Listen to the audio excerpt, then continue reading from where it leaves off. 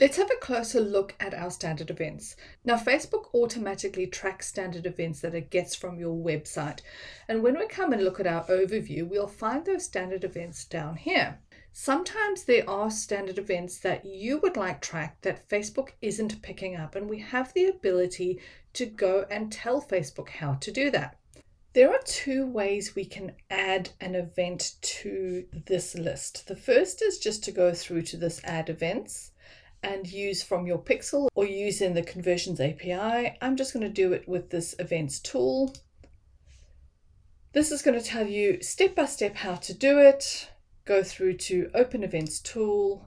Simply add your website and go to Open Website. I will show you what happens once you go to your website. I'm just going to show you the other way to get to the same screen. What we need to do is go through to our settings. Scroll down to our Open Event Setup. Now, if you want Facebook to track it automatically, you would simply toggle that on. However, you may want to do it manually. So to do it manually, you simply go to Open Event Setup tool, type in your website address and open website. What this should do is open your website and give you this little event tracking tool. Now, if this doesn't come up, you may have a pop-up blocker on your website. You may want to go and turn that off while you do the step and then go back and turn it on. What this tool does is show what events are being tracked on this page. So from here, you can see that I've actually got no events tracked on this page. If I'm wanting Facebook to track something, I need to tell them what it is I want tracked and what I need to allocate to that tracking. For instance, I would like to track this Get Started button. So I'm going to track a new button, and all the buttons that are available for me to track will be highlighted. So if I go down and keep scrolling down, I'll see everything that I can track and that Facebook is going to allow me to track. I'm going to start with this Get Started. I'm going to click on it to tell Facebook that this is what I'm wanting to track. And then I need to select the event. Basically, what we're telling Facebook is when someone clicks on this, what do we want them to track? Well, for me, this is going to be an add to cart. So I'm going to simply select add to cart. I'm going to say choose, don't include a value, and confirm that. Now, when I go down, I actually have more things I want to track. I want to track each of these. So I'm going to track new button, and I'm going to track that sign up. And that is going to be another add to cart. But this time I actually have a value. So I'm going to include a value from my page. And this is the value here that I'm going to include.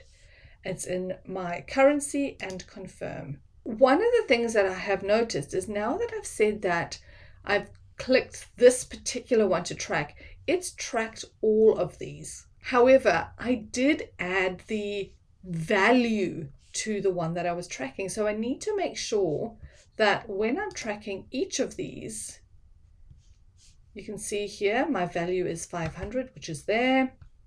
If I click on this one, that value should change. It is being dynamic and tracking each of these. Now, if there was a problem where we had set it for the first one and it wasn't tracking all the way through, we would need to remove this tracking and simply make it a tracking with no value add. So in order to do that, what we need to do is we'll look at our add to cart. So this is the add to cart with sign up. We can either edit it where we move it to I don't want to include a value, or we could simply delete it. And it's really simple. You literally just click that delete button. So we can delete that. We're not going to be tracking it. I do want to track it in this case.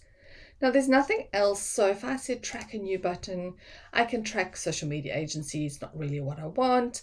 There's other things that I can track on here, but there's nothing else. Oh, contact us. So I do want to have this contact. I want to see if we have any leads from our page. So I'm going to click on that and select my next.